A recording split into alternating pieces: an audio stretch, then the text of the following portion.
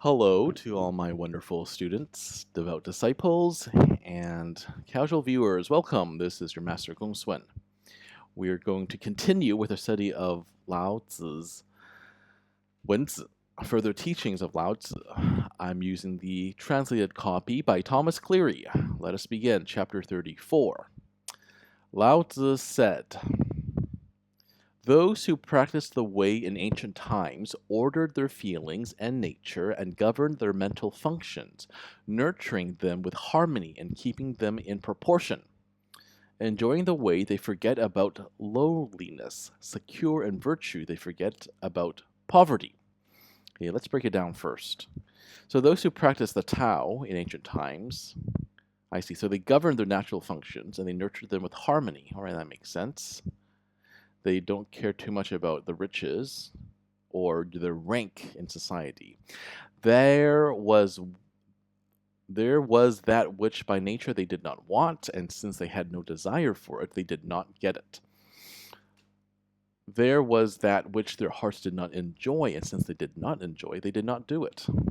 That does make sense. They considered the world extra and did not try to possess it. Right.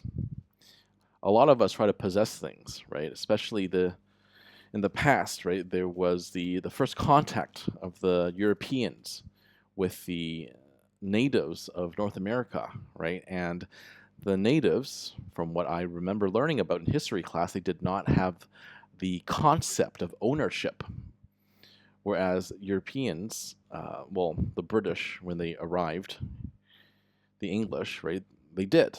So it was a clash of cultures. And the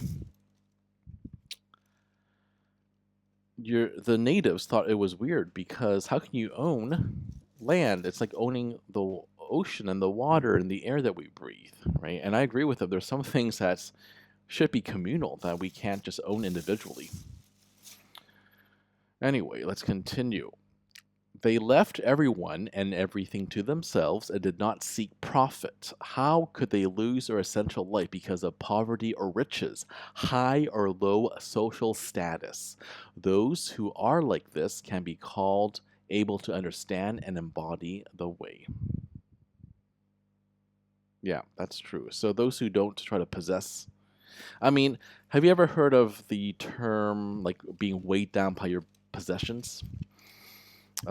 Because I have an example for you. I have a good friend of mine here in Asia where I live, and he likes to play the piano, and he likes to play only the grand piano because it's, according to him, I know nothing about classical music, but he told me that the sound is richer when you use a grand piano as opposed to an electronic keyboard.